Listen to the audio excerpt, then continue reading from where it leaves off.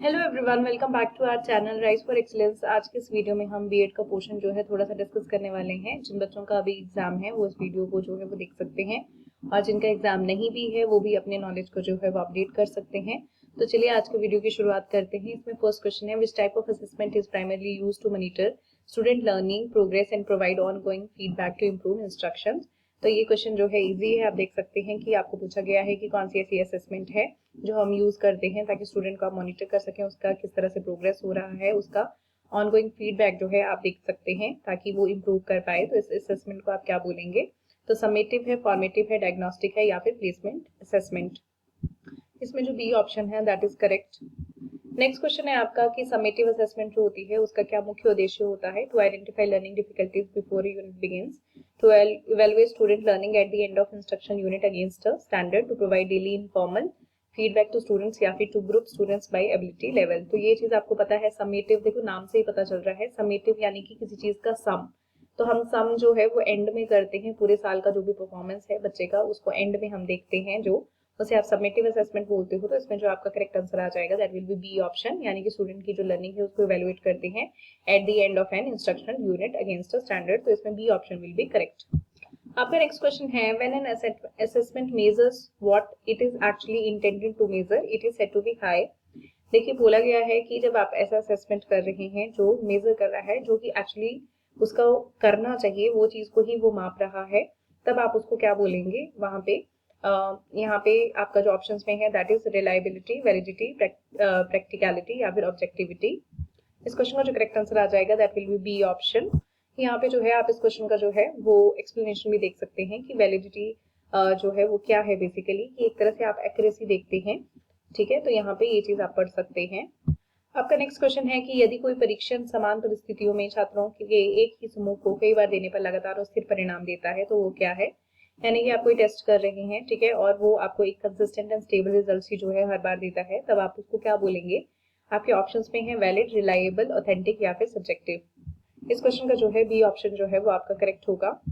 आपका next question है कि which of the following is best example of assessment as learning. आपके options में है a final exam at the end of the year, a teacher grading a homework assignment, a student using a rubric to self assess and reflect on their own essay, या फिर अ standardised state test. आपको पूछा गया है कि इसमें आप assessment as learning का जो है इसमें करेक्ट जो है वो आप क्या आंसर लगाएंगे? इस क्वेश्चन का जो है करेक्ट आंसर आपका सी हो जाएगा। इसमें आप देख सकते हैं कि स्टूडेंट जो है सी ऑप्शन में क्या दिया है कि student using a rubric to self assess and reflect on their own essay. Basically assessment as learning का क्या मतलब होता है कि वो फोकस करता है बच्चे के मेटाकॉग्निशन पे और सेल्फ रिफ्लेक्शन पे, कि वो खुद का जो है वो स्वचिंतन करे, यानी कि अपने आप के बारे में खुद देखे, और आपका जो है उसका जो भी मूल्यांकन है वो भी अपना वो खुद करता है। तो इसमें आपका सी ऑप्शन करेक्ट आ जाएगा। नेक्स्ट आपको क्वेश्चन में पूछा गया है कि आपके पास एक ऐसा रूब्रिक है जो क्या करता है कि आपका फुल जो असाइनमेंट, एंटायर असाइनमेंट है उसके बारे में जो है एक आप बोल सकते हैं सिंगल स्कोर जो है उसको प्रदान करता है। यानी कि आपका जितना भी आपने काम किया है उसको बेस पे, उस असाइनमेंट के बेस पे आपको एक सिंगल स्कोर जो है प्रदान करता है, तब आप उस रूब्रिक को क्या बोलते हैं? एनालिटिकल बोलते हैं, होलिस्टिक बोलते हैं, डायग्नोस्टिक बोलते हैं या क्राइटेरियन बोलते हैं। इस क्वेश्चन का जो करेक्ट आंसर आ जाएगा that will be B option. यहाँ पे जो है आप इसका क्वेश्चन का जो है एक्सप्लेनेशन भी देख सकते हैं कि जो होलिस्टिक रूब्रिक होता है वो क्या करता है? असेस करता है overall quality as a single unit rather than breaking it into parts, यानी कि पार्ट्स में नहीं देखता है, वो एक सिंगल यूनिट की तरह जो है आपके काम को असेस करता है, उसकी ओवरऑल क्वालिटी को एक सिंगल यूनिट के रूप में जो है वो देखता है। आपका नेक्स्ट क्वेश्चन है, which type of assessment compares a student's performance against a predetermined standard और learning goal rather than against other students. आपको पूछा गया है कि आपका किस प्रकार का असेसमेंट ऐसा होता है जिसमें आप स्टूडेंट की जो परफॉर्मेंस है उसको, जो आपने प्री डिटरमाइंड कोई गोल रखा है या स्टैंडर्ड रखा है, आप उससे मैच करते हैं, ना कि दूसरों के जो दूसरे स्टूडेंट्स हैं उनके अगेंस्ट जो है वो आप उसको कंपेयर करते हैं। तो इसमें आपके ऑप्शंस में है norm, reference assessment, criterion reference assessment, ipsative assessment या फिर पेयर असेसमेंट। तो इस क्वेश्चन का जो करेक्ट आंसर आ जाएगा that will be your B option. आपका अगला क्वेश्चन है कि a standardised test that ranks a student's performance related to a national sample of their peers is an example of criterion, reference assessment, formative assessment, norm, reference assessment या फिर diagnostic assessment. तो इस question का जो आपका correct answer आएगा that will be your C option. यहाँ पे इसका एक्सप्लेनेशन भी आप देख सकते हैं कि नॉर्म रेफरेंस्ड असेसमेंट जो होती है इसमें क्या करते हैं आप कि आप कंपेयर करते हैं जो टेस्ट टेकर स्कोर है उसको उसके जो पेयर ग्रुप है उसके साथ कंपेयर करते हैं, तो इसमें क्या आ जाएगा norm referenced assessment. Next question है आपका what is the primary focus of diagnostic assessment. काफी अच्छा क्वेश्चन है और आसान है। डायग्नोस्टिक असेसमेंट आपको पता है, तो यहाँ पे पूछा है कि उसका प्राइमरी फोकस क्या रहता है। ये ऑप्शन जो है वो करेक्ट आ जाएगा कि इसमें आप क्या करते हैं कि स्टूडेंट का जो स्पेसिफिक स्ट्रेंथ है या उसके जो लर्निंग गैप्स हैं उनको जो है आप आइडेंटिफाई करते हैं ताकि जो है फर्दर आप उसको हेल्प कर सकें। आपका अगला क्वेश्चन है authentic assessment is best described as an assessment that. आपको पूछा गया है कि ऑथेंटिक असेसमेंट जो होती है उसको आप बेस्ट कैसे डिस्क्राइब कर सकते हैं। इसका जो है यहाँ पे करेक्ट आंसर आएगा कि जो ऑथेंटिक असेसमेंट होती है इसमें बेसिकली क्या होता है कि जो बच्चे हैं वो अपना नॉलेज उन्होंने जो भी गेन किया है या उन्होंने जो स्किल्स को गेन किया है जब वो रियल वर्ल्ड में जो है रियल वर्ल्ड में आवश्यकता के अनुसार जो है उनको यूज करते हैं, तब आप उसको क्या बोलते हैं ऑथेंटिक असेसमेंट। नेक्स्ट क्वेश्चन है which of the following is a major disadvantage of using only selected response items in an assessment. आपको पूछा गया है कि जब आप ओनली सिलेक्टेड रिस्पॉन्स आइटम्स जो हैं उनको असेसमेंट में यूज करते हैं तो उसका डिसएडवांटेज क्या रहता है हमारे लिए। तो इस क्वेश्चन में जो है आपका सी ऑप्शन करेक्ट है। तो बेसिकली देखिए इस क्वेश्चन में पूछा क्या गया है कि जब आप जैसे किसी चीज में मल्टीपल चॉइस दे देते हैं, जैसे मल्टीपल चॉइस क्वेश्चन है, तो बेसिकली आप उसमें क्या डिसएडवांटेज देखते हैं अगर हम ऐसा करते हैं। तो इसमें आपको क्या देखने को मिलता है कि ऑप्शंस देख के जो है वो हम इजीली टिक लगा लेते हैं या ऑप्शन देख के जो है इजीली चूज कर लेते हैं, हमारा दिमाग जो है उस चीज को कैप्चर इजीली कर लेता है। लेकिन आप वहां से जो है किसी के डीप नॉलेज का या उसका हायर ऑर्डर थिंकिंग कैसा है, किस तरह से वो नॉलेज को सिंथेसाइज करता है, उसके बारे में आप पता नहीं लगा सकते हैं। तो ये एक तरह से जो है डिसएडवांटेज हो जाता है। नेक्स्ट क्वेश्चन आपका है कि देखिए अगर टीचर जो है वो कंपेयर करता है स्टूडेंट की जो करंट परफॉर्मेंस चल रही है उसी की ही पास्ट परफॉर्मेंस से जो है अगर उस चीज को आपका जो है वो कंपेयर किया जाता है तो उस तरह की असेसमेंट को आप यहाँ पे क्या बोलेंगे। नॉर्म रेफरेंस्ड आ जाएगी, क्राइटेरियन आ जाएगी, इप्सेटिव आ जाएगी या फिर पेयर असेसमेंट हो जाएगी। इस क्वेश्चन का जो करेक्ट आंसर आ जाएगा that will be your C option. Next आपका क्वेश्चन है कि जब आप ब्लूम टेक्सोनॉमी में टेक्सोनॉमी के बारे में पढ़ते हैं जो ब्लूम की जो है रिवाइज टेक्सोनॉमी है, तो उसमें आपको पूछा गया है कि अगर स्टूडेंट जो है उसको ये बोला जाता है कि वो किसी चीज के लिए किसी चीज को जज करे या फिर उसकी आलोचना करे या उस चीज का जो है बचाव करे, तो ऐसी चीजें जब उसको करने के लिए आप बोलेंगे तो कौन सा कॉग्निटिव लेवल जो है वो यहाँ पे यूज होगा, आपको ये चीज पूछी गई है। तो इसमें ऑप्शंस में है एनालाइजिंग, अंडरस्टैंडिंग, इवेलुएटिंग या फिर क्रिएटिंग। इस क्वेश्चन का जो करेक्ट आंसर आ जाएगा that will be your C option. आपका नेक्स्ट क्वेश्चन है, यहाँ पे आपको जो है एक चीज पूछी गई है कि अगर कोई टीचर है और उसका जो है बच्चा मतलब जो एक ऐसा बच्चा है जिसका बहुत ही पॉजिटिव इंप्रेशन है उस टीचर के ऊपर, तो टीचर क्या करता है कि उसको एक अच्छे तरीके से या फेवरेबल तरीके से जो है उसको ग्रेड करते हैं उसके वर्क को, क्योंकि उनको वो बच्चा जो है अच्छा लगता है, उसका इंप्रेशन, उसका काम करने का तरीका उनको अच्छा लगता है। तो ये जो होता है एक तरह से बोला जा रहा है कि यहाँ पे बाइसनेस है लेकिन अनइंटेंडेड है, वो इंटेंशन नहीं है टीचर की लेकिन फिर भी अनइंटेंडेड उसको बायस बोला गया है। तो इसके लिए क्या टर्म जो है वो यूज की जाएगी, तो इसमें आपको दिया है central tendency error, horn effect, hello effect या फिर सेवरिटी एरर। इस क्वेश्चन का जो करेक्ट आंसर आ जाएगा that will be C option कि यहाँ पे जो है इस चीज को इसके लिए जो टर्म यूज की जाती है that is your halo effect.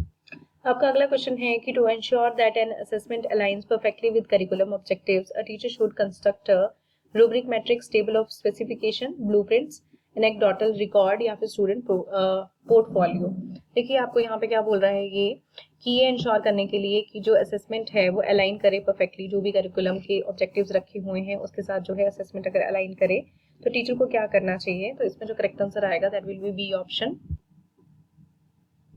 Next question है आपका विच of the following is the characteristic of effective feedback. Effective feedback का कैरेक्टरिस्टिक क्या होता है। It is general and give weeks after the task, ठीक है, sorry given weeks after the task, यानी कि जनरल होती है और बहुत मतलब जो आपने टास्क किया है उसके काफी दिनों के बाद, हफ्ते के बाद जो है वो आप उसको देते हो।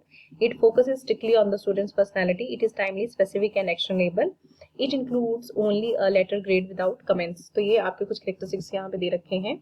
इस क्वेश्चन का करेक्ट आंसर आपका सी ऑप्शन हो जाएगा कि जो इफेक्टिव फीडबैक होगी वो टाइमली होती है, यानी कि अगर आज आपने कोई टास्क किया है तो अगर आपको आज ही वो फीडबैक मिल जाती है तो आपके लिए वो ज़्यादा बेटर होती है। स्पेसिफिक होती है कि जिस चीज़ के लिए फीडबैक देनी है उसी चीज़ के लिए दी जाएगी, और एक्शनेबल होती है यानी कि फीडबैक अगर आपको टाइम पे मिल रही है तो अगर उसमें कोई चेंजेस करने हैं तो आप उसके लिए एक्शन ले सकते हैं, आप उन चीज़ों को आगे जो है वो प्रॉपरली कर सकते हैं। ठीक है, तो इसमें सी ऑप्शन जो है वो आपका करेक्ट है।